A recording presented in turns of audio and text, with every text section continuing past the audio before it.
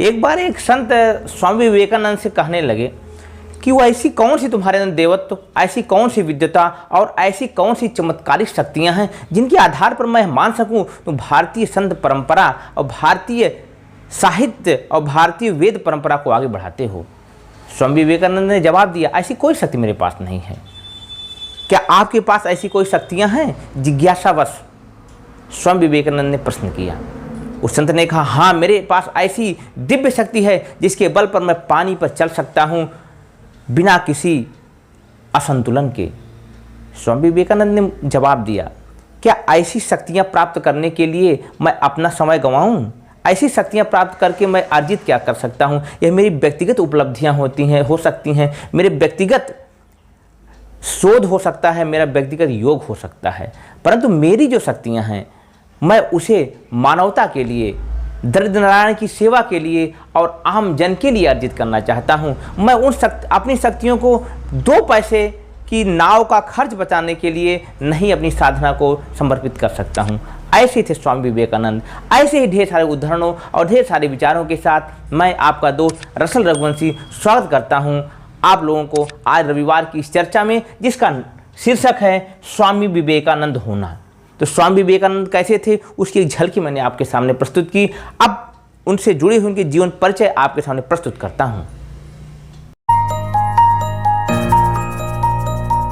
स्वामी विवेकानंद का जन्म 12 जनवरी 1863 को एक कलकत्ता के जाने माने समृद्ध परिवार में हुआ था। इनके पिता विश्वनाथ दत्त कलकत्ता हाई कोर्ट के जाने माने वकील, ईमानदार और एक प्रखर छवि के व्यक्ति थे, जिनकी तर्कशीलता और जिनके विचारों का इनके जीवन पर एक गहरा प्रभाव पड़ा स्वामी विवेकानंद के। इनकी माता सीधी साधी और एक विदुषी महिला थी, जिनके अंदर धार्मिकता और आध्यात्मिक पर जुड़ाव का एक गजब का संतुलन था, जिसका प्रभाव आप परिलक्षित होते हुए देख सकते हैं स्वामी विवेकानंद के आगे के जीवन में।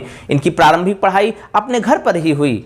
इनका घर संपन्न और सौहार्द और संस्कृति से और नैतिकता से भरा हुआ था। सन 1871 में इनकी प्रारंभिक पढ़ाई के लिए इन्हें मेट्रोपॉलिटन इंस्टीट्यूट में दाखिला दिया गया। मेट्रोपॉलिटन इंस्टीट्यूट कोलकाता का एक जाना माना कॉलेज था, जहाँ के प्रिंसिपल, जहाँ के हेडमास्टर ईश्वरचंद्र विद्यासागर थे, जिनके बारे में बताना सूरज को दिए दिखाने जैसा होता। उन्होंने ढेर सारे सामाजिक सुधार, ढेर सारे धार्मिक सुधारों में एक अगुवा, एक नेतृत्वकर्ता की भूमिका निभाई थी और उनका भी इनके जीवन पर एक अमिट छाप पड़ी। और ईश्वरचंद्र विद्यासागर का जुड़ाव कहीं न कहीं आप जानते हैं राजा राम मोहन राय से था। राजा राम मोहन राय जो कि ब्रह्मो समाज के संस्थापक थे। इस प्रकार से अपने जीवन के शुरुआती चरण में ही स्वामी विवेकानंद के ऊपर राजा राम मोहन राय, ईश्वरचंद्र विद्यासागर, इनकी विदुषी माँ भुवनेश्वरी देवी, इनके पिता विश्वनाथ दत्त का गहरा प्रभाव पड़ा। लेकिन एक कड़ी छूटती है, जिसको अगर न पूरा किया गया तो बात पूरी नहीं हो पाएगी। स्वामी विवेकानंद के ग्रैंडफादर दुर्गाचरण दत्त एक ऐसे व्यक्ति थे जो कि विचारशील, दार्शनिक और वैराग्य की तरफ जीवन को लेकर चले गए। मात्र 25 साल की उम्र में उन्होंने अपने घर परिवार को छोड़ करके एक सन्यासी का जीवन प्रारंभ किया। इसलिए आप कह सकते हैं कि स्वामी विवेकानंद को एक विरासत में मिली थी संत परंपरा। ऐसे माहौल में एक तेजस्वी और एक ऊर्जावान बालक का चौमुखी विकास, सार्वंगिक विकास न हो, ऐसा संभव ही कहाँ था। अपने ग्रेजुएशन के दौरान उन्होंने जिस प्रकार से अपनी विद्वता का लोहा मनवाया, मात्र 20 साल की उम्र में इनको बाइबिल, वेद, पुराण और तरह तरह की जो अन्य धर्मों की, दुनिया भर के सभी धर्मों की धार्मिक पुस्तकों को, उनके इतिहास को इन्होंने बहुत ही गहनता के साथ अध्ययन किया। और 20 साल की उम्र का नरेंद्र एक ऐसा वैचारिक और ओजस्वी पूर्ण बालक के रूप में अपने आप को प्रदर्शित करता है कि बड़े बड़े विद्वान, बड़े बड़े ज्ञाता, बड़े बड़े जाने माने लोग उनके सामने पानी भरते नजर आते थे। परंतु अपने ग्रेजुएशन के दौरान जब इनके तरह तरह के इनके अंदर ख्याल आते थे, तरह तरह की बातें आती थी, तरह तरह के प्रश्न उठते थे। क्या ईश्वर है? क्या ईश्वर को मैं साक्षात्कार कर सकता हूँ? क्या ईश्वर से मैं मिल सकता हूँ? इन सारे सवालों को जवाब जब इन्हें नहीं मिलता था तो बेचैन हो जाते थे, परेशान हो जाते थे। इसी दौरान इनकी मुलाकात होती है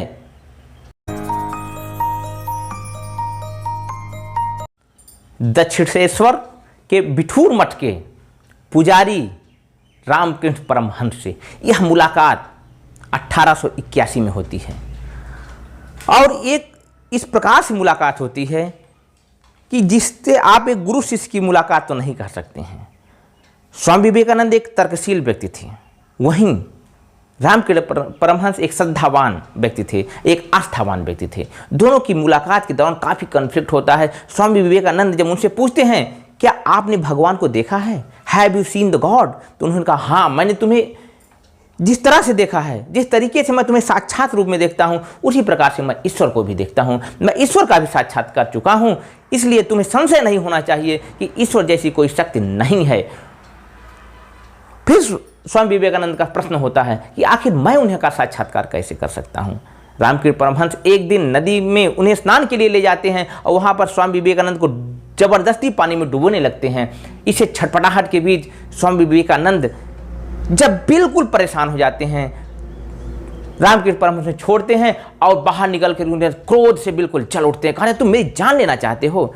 मुस्कुरा करके रामकृष्ण परमहंस कहते हैं, अपने प्राणों का इतना मोह, इतना समर्पण अपने प्राणों के प्रति, और उस ईश्वर जिसे तुम साक्षात्कार करना चाहते हो उसके प्रति क्या तुम्हारा इतना समर्पण है? जिस दिन इतना समर्पण तुम्हारा उस ईश्वर के प्रति हो जाएगा, तुम्हें साक्षात ईश्वर के दर्शन हो जाएंगे। इतना त्याग करना पड़ता है ईश्वर को प्राप्त करने के लिए। उसके बाद धीरे धीरे स्वामी विवेकानंद में एक आध्यात्म की ज्योति जलती है, प्रस्फुटित होती है, एक ऐसा धीरे धीरे सूर्य का आकार कर लेती है जिससे पूरी दुनिया में वेदांत दर्शन का प्रचार होना प्रारंभ हो जाता है। इस प्रकार से स्वामी विवेकानंद अपने गुरु रामकृष्ण परमहंस के मार्गदर्शन में एक कुशल शिष्य के रूप में आगे बढ़ते हैं। धीरे धीरे उनके परिवार में परिवर्तन होने लगता है। सन 1884 की वह घटना जब उन्हें सूचना प्राप्त होती है कि उनके पिता का देहांत हो गया है, उनके पिता का स्वर्गवास हो गया है, उनके जीवन में सांसारिकता, गृहस्थ जीवन में एक भयानक परिवर्तन होता है और इसके परिणाम स्वरूप वह अपने परिवार का खर्च उठाने के लिए, अपने परिवार की जो ऋण होते हैं, जो कर्ज होते हैं, उनको चुकाने के लिए दर दर की नौकरी के लिए लेकर के घूमते रहते अपने डॉक्यूमेंट्स को कि कहीं मुझे नौकरी मिल जाए। इस दौरान उन्हें इस चीज़ का आभास होता है, इस बात का ज्ञान होता है कि एक दरिद्र होना, एक गरीब होना, एक असहाय होना, एक निरीह होना कितना दुष्कर और कितना कठिन जीवन है। और इसी दौरान उनके मन में यह जागृति होती है कि ईश्वर से ज़्यादा आवश्यक है कि हम गरीबों को, असहायों को सेवा करें, उनके प्रति अपने जीवन को समर्पित करें और इसी के माध्यम से उन्हें अपने जीवन की एक नई राह चुनते हैं, जिसका मुख्य उद्देश्य होता है दुनिया भर के, भारत भर के कमजोर, असहाय, निर्बल, दलित, शोषित लोगों की सेवा और उनकी शुश्रूषा करना। वह यह नहीं मानते थे कि मैं किसी की हेल्प कर सकता हूँ, मैं किसी की मदद कर सकता हूँ। उनका मानना, स्पष्ट मानना था कि मैं सिर्फ गरीब लोगों का सेवा कर सकता हूँ, मेरे पास कोई अधिकार किसी को मदद करने का बिल्कुल है ही नहीं। यह मेरे लिए एक अवसर का मौका है कि मैं ऐसे लोगों की सेवा करके अपने अंदर आत्मसंतोष और अपने अंदर एक इस प्रकार की फीलिंग का अनुभव कर सकूं जिससे मैं ईश्वर को और करीब से देख सकूं। 1886 में मृत्यु हो जाती है रामकृष्ण परमहंस की। उसके बाद इनके जीवन में परिवर्तन होता है और रामकृष्ण परमहंस ने इनसे कहा था कि तुम एक ऐसे साधक मत बनना जो सिर्फ आत्मज्ञान, आत्मसोच और आत्म इनलाइटमेंट के लिए अपना जीवन समर्पित करें। तुम्हें मानवता की सेवा करना है, लोगों की सेवा करना है। और 1888 को स्वामी विवेकानंद एक परिव्राजक के रूप में निकल पड़ते हैं देशाटन के लिए। देश के विभिन्न कोनों में, काशी, लाहौर, मथुरा, इन प्रकार से कन्याकुमारी तक वह पैदल यात्रा करते हैं। गरीब, असहाय, राजा, महाराजा, सामान्य जन, विद्वान, वकील, साहित्यकार, सबसे इनकी मुलाकात होती है। सबके यहाँ ये अपना समय देते हैं, सबसे ज्ञान प्राप्त करते हैं, सबसे इस भारत को समझने का प्रयास करते हैं। इनकी जो क्षमता थी, इन्होंने भारत को एक शब्द में कहा जाए तो 360 डिग्री से देखा था। एक गरीब की नज़र से भी भारत को देखा था और एक राजा की नज़र से भी देखा था। इसलिए इनके अंदर वह क्षमता का विकास हुआ जिसने मानवता को एक नया दर्शन दिया, मानवता को एक नई सोच दी। अब अगली कड़ी में मैं इनके जीवन दर्शन के बारे में जोड़ना चाहता हूँ।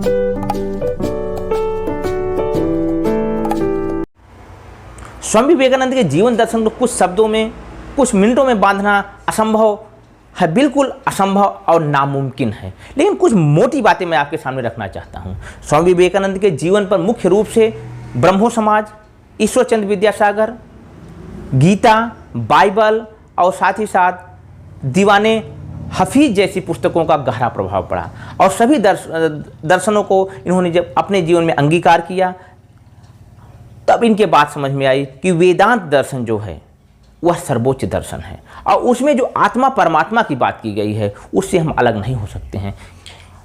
एक ईश्वरवाद को इन्होंने, एक निराकार ईश्वर को इन्होंने अपना समर्थन दिया, अपनी श्रद्धा दी, अपनी आस्था दी। शंकराचार्य के दर्शन में इनकी घोर सहमति थी। इनका मानना था कि द्वैत, विशिष्टाद्वैत कहीं न कहीं अंत में अद्वैत दर्शन में ही जाकर के मिल जाते हैं। जैसा कि इन्होंने विश्व धर्म सम्मेलन में कहा था कि दुनिया की सारी नदियां जिस प्रकार से जाकर समुद्र मिलती हैं उसी प्रकार से दुनिया के सारे धर्म अंत में जाकर के परमात्मा में, ईश्वर में विलीन हो जाते हैं। और रास्ते टेढ़े मेढ़े हों, इधर उधर से गुजरते हों, लंबाई कम अधिक हो सकती है, लेकिन सबका लक्ष्य, सबका अंतिम जो छोर है वह उस परमात्मा से ही जाकर के मिलता है। लेकिन जहाँ पर इन्हें नव वेदांत की हम बात की जाए, जिसे प्रवर्तक माने जाते हैं, वहाँ इस बात को मानते हैं कि माया, जैसा कि माना जाता है कि उन्होंने, आदि गुरु शंकराचार्य ने माया को एक छद्म बात कही, लेकिन इनका माया में विश्वास था। जहाँ शंकराचार्य का कहना था कि ब्रह्म सत्य जगत मिथ्या, वहीं इनका मानना था कि ब्रह्म भी सत्य है और उससे द्वारा निर्मित यह जगत भी सत्य है। तुम ब्रह्मास्मि या अहम ब्रह्मास्मि त्वं च, कि तुम भी ब्रह्म हो, मैं भी ब्रह्म हूँ, इनकी इस संकल्पना में गहरी आस्था थी। साथ ही साथ स्वामी विवेकानंद माया को भी सत्य मानते थे, इसलिए इन्हें नव वेदांतवादियों की श्रेणी में उसका प्रवर्तक माना जाता है। और साथ ही साथ हिंदू धर्म को इन्होंने अपनी जननी, अपनी मातृ माना। जब ये हिंदू धर्म की बात करते हैं तो इसमें संकीर्णता आपको नजर नहीं आनी चाहिए, क्योंकि स्वामी विवेकानंद का स्पष्ट मानना था कि यदि आप अपनी माँ का सम्मान नहीं करते हैं तो किसी और की माँ का सम्मान कैसे कर सकते हैं। इसलिए हिंदू धर्म जो मेरी जननी है, जिसकी वजह से मेरा अस्तित्व है, यदि उसमें मेरी आस्था नहीं है, उसमें मेरा विश्वास नहीं है, तो दुनिया के अन्य धर्मों को मैं कैसे सम्मान कर सकता हूँ और साथ ही साथ कैसे उन्हें एक उच्च और एक महान दर्जा दे सकता हूँ। यह धर्मों के बीच कॉन्फ्लिक्ट की बात नहीं करते थे, धर्मों के बीच सह अस्तित्व और सामंजस्य की बात करते हैं। जहाँ तक शिक्षा की बात की जाए, स्वामी विवेकानंद एक ऐसी शिक्षा की बात करते हैं जो धर्मनिरपेक्ष नहीं है, जैसा कि हमारे देश के कॉन्स्टिट्यूशन में कहा गया है। इनका मानना है कि शिक्षा ऐसी होनी चाहिए जो लोगों को धर्मों से जोड़े, क्योंकि धर्म विहीन व्यक्ति की कल्पना ही नहीं की जा सकती है, धर्म विहीन व्यक्ति का अस्तित्व ही नहीं हो सकता है। इसलिए हमें सभी धर्मों के बारे में लोगों को जागरूक करना होगा, लोगों को बताना होगा और लोगों को उन धर्मों से जोड़ करके एक ऐसे व्यक्तित्व का विकास करना होगा जो इस मानवता के लिए एक ऐसा मील का पत्थर शामिल हो, एक ऐसा व्यक्ति शामिल हो जिसके अंदर मानवता कूट कूट के भरी हो और वह दरिद्र नारायण की सेवा करता है। जहाँ रहे स्त्री शिक्षा की बात, तो स्वामी विवेकानंद के विचार, पहले अपनी स्त्रियों को शिक्षित करो, तब वे तुमको बताएंगी कि उनके लिए कौन से सुधार आवश्यक हैं। आप समझ सकते हैं कि वह किस प्रकार से महिलाओं को आगे ले जाने के लिए, उन्हें समाज में एक अच्छा स्थान दिलाने के लिए, एक ऐसा स्थान दिलाने के लिए जिसकी वह हकदार हैं, लगातार प्रयास करते रहें। स्वामी विवेकानंद जाति पाति धर्म में बिल्कुल विश्वास नहीं रखते थे। एक बार की मैं घटना आपको बताना चाहूँगा। स्वामी विवेकानंद यात्रा पर निकले हुए थे, उन्होंने देखा एक दलित वर्ग का व्यक्ति हुक्का पी रहा है। उन्होंने कहा कि मैं भी हुक्का पीना चाहता हूँ। उस व्यक्ति ने कहा, नहीं, आपको शोभा नहीं देता है कि आप मेरे हुक्के से खुद सेवन करें। स्वामी विवेकानंद का मेरा ऐसा कोई विश्वास नहीं, मेरी ऐसी कोई मान्यता नहीं है कि कोई नीच ऊंच धर्म का व्यक्ति हो सकता है या जाति पंथ संप्रदाय का व्यक्ति हो सकता है। जबरदस्ती करके उन्होंने रिक्वेस्ट करके उस व्यक्ति से उसी हुक्के सा इस्तेमाल किया जिसका वह प्रयोग कर रहा था। यह बातें बताती हैं कि स्वामी विवेकानंद कितने विरोधी थे जाति प्रथा के। आज हमारे देश में जिस प्रकार से जाति के धर्म में हमने बांट रखा है देश को, यह स्वामी विवेकानंद को एक ऐसी समाज के निर्माण में बाधक उत्पन्न होता है जैसे कि वह सार्वभौमिक धर्म की बात करते थे। आज धर्मों में आपसी बढ़ता हुआ क्लेश, आपसी बढ़ता हुआ टकराव इस बात की तरफ इशारा करता है कि हम स्वामी विवेकानंद को आदर्श तो मानते हैं, लेकिन उनके कदमों पर चलना, उनके पदचिन्हों पर चलना हमारे लिए संभव नहीं है। यदि आप धर्म के पूर्वाग्रहों से ग्रसित हैं, धर्म के विरोधाभासों से एक दूसरे के ऊपर लांछन लगाते हैं, एक दूसरे पर आरोप प्रत्यारोप करते हैं, तो आप सच्चे अधिकारी, सच्चे अनुयायी नहीं हैं स्वामी विवेकानंद के। स्वामी विवेकानंद को आज की पीढ़ी आदर्श मानती है, ये एक अच्छी बात है, लेकिन स्वामी विवेकानंद के जीवन का यह उद्देश्य नहीं होता है कि आप सफल होकर के आईएएस बन जाइए, पीसीएस बन जाइए और बड़ी बड़ी नौकरियां, बड़े बड़े फर्म के मालिक हो जाइए। स्वामी विवेकानंद का मानना था ये आपका जीवन सार्थक होना चाहिए। आप सफल हों या आपकी व्यक्तिगत उपलब्धि हो सकती है, लेकिन आप सार्थक हों या पूरे समाज की उपलब्धि हो सकती है। आपने अपने जीवन में समाज को क्या दिया, आपसे समाज को क्या हासिल हुआ, यह ज़्यादा महत्वपूर्ण है अपेक्षाकृत इसके ये आपने समाज से क्या हासिल किया।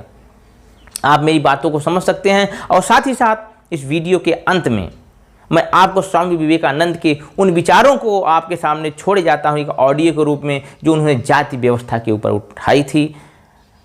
इस वीडियो को अंत करते हुए मैं आपसे रिक्वेस्ट करता हूं कि मेरे विचार लोगों तक पहुंचाने में सहयोग करें और ऐसे महापुरुषों से जुड़ें, ऐसे महामानवों से जुड़ें जो इस समस्त के कल्याण में अपने जीवन को समर्पित कर दें। इन्हीं बातों के साथ मैं एक बात कहना चाहूँगा, उठो जागो और तब तक मत रुको जब तक कि तुम अपने लक्ष्य को प्राप्त ना कर लो। यह लक्ष्य जो है तुम्हारा व्यक्तिगत जीवन का नहीं होना चाहिए, यह लक्ष्य ऐसा होना चाहिए जो पूरे समाज के हित में, पूरे समाज के कल्याण में काम आना चाहिए। विदा लेता हूँ इस उम्मीद के साथ कि जल्द फिर आप लोगों से मुलाकात होगी। नमस्कार।